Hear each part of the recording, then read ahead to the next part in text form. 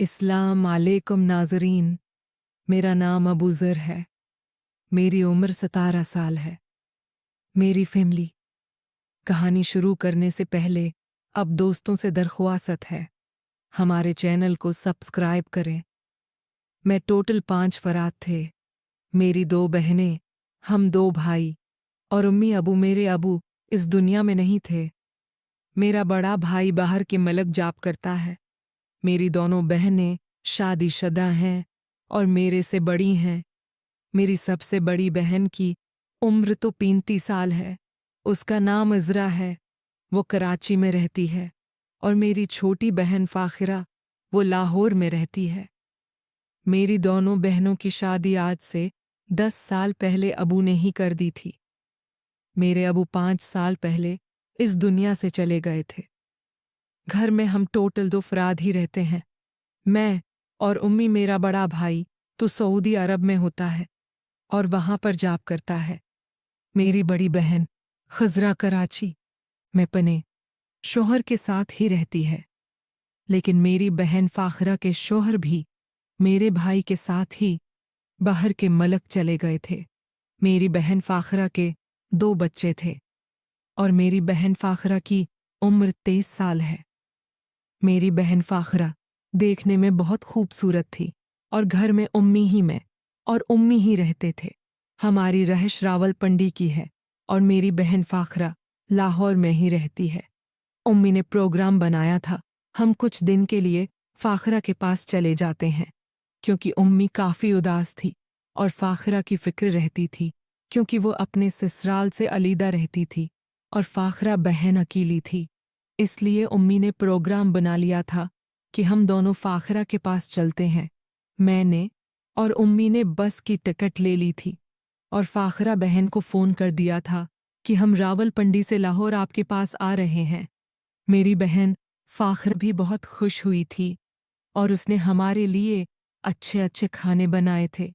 मेरी बहन फ़ाखरा बचपन में कुछ अच्छी नहीं थी और उसके चाल चलन ठीक नहीं थे।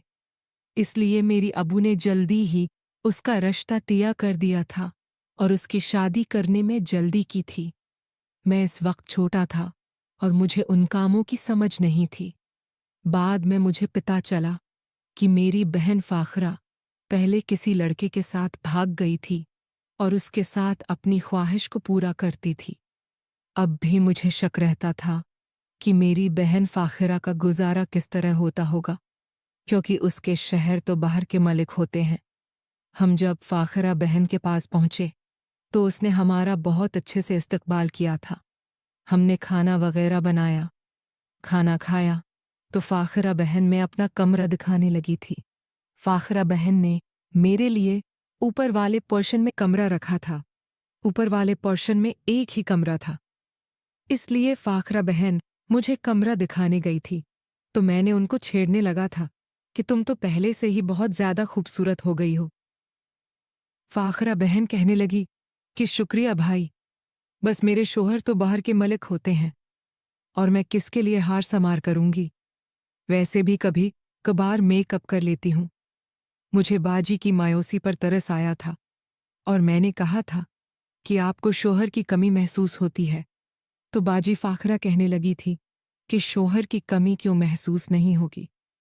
मैंने उनको दिलासा दिया था और कहा था कि चलो कोई बात नहीं।